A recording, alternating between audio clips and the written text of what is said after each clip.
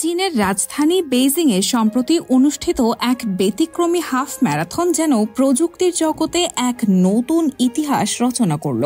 হাজারো দৌড়বিদের ভিড়ে নজর কেড়েছে ২১টি মানব সদৃশ রোবট, যারা রীতিমতো মানুষের মতোই দৌড়ে অংশ নিয়েছে। চীনের দাবি, বিশ্বে এই প্রথম এত বড় পরিসরে রোবট আর মানুষের একসঙ্গে দৌড় প্রতিযোগিতা, যা ভবিষ্যতের দিকে এক সাহসী ঝাঁপ বলে মনে করছেন প্রযুক্তি বিশ্লেষকরা। এ যেন বাস্তবেই সাইফাই সিনেমার এক ঝলক। রোবটগুলো এক একটির উচ্চতা ছিল ৩ ফুট ১ ইঞ্চি থেকে শুরু করে ৫ ফুট ৯ ইঞ্চি পর্যন্ত। দেখতে প্রায় মানুষের মতোই এবং হাঁটা চলার ধরনও মানুষের মতোই, কারণ এই ম্যারাথনে চাকাযুক্ত রোবটের অংশগ্রহণের অনুমতি ছিল না। প্রতিটি রোবটকে প্রায় ২১ কিলোমিটার পথ দৌড়াতে হয়েছে মানুষের মতোই। দৌড় শুরুর পর দেখা যায় কেউ হঠাৎ হোঁচট খেয়ে মাটিতে পড়ে যাচ্ছে, কেউ আবার ট্র্যাক থেকে সরে গিয়ে রেলিংয়ে আঘাত করছে। তবে সব প্রতিকূলতা পেরিয়ে কিছু রোবট ঠিকই গন্তব্যে পৌঁছে যায়। দর্শকদের করতালিতে তখন মুখরিত হয়ে ওঠে গোটা এলাকা।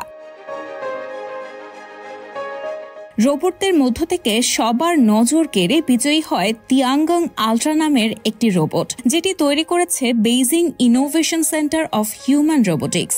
২১ জন রোবট প্রতিযোগীর মধ্যে এগিয়ে থেকে এই প্রযুক্তি নবীন দৌড়বিদ ম্যারাথন শেষ করে ২ ঘন্টা ৪০ মিনিটে। তবে মানুষ এখনও পিছিয়ে নেই। পুরুষদের দৌড় চ্যাম্পিয়ন প্রতিযোগী মাত্র ১ ঘন্টা ২ মিনিটেই দৌড় শেষ করে, যেন প্রযুক্তিকে এখনও টেক্কা দেওয়ার এক জ্বলন্ত প্রমাণ। এই দৌড়ে রোবটরা মানুষকে হারাতে না পারলেও চীনের রোবট শিল্পের সক্ষমতা যে দ্রুত এগিয়ে চলেছে, সেটি আরও একবার প্রমাণিত হলো। রোবটদের এই প্রতিযোগিতায় অংশগ্রহণ ছিল শুধু একটুকু প্রদর্শনী নয়, বরং চীনের প্রযুক্তিগত অগ্রগতির শক্তিশালী বার্তাও।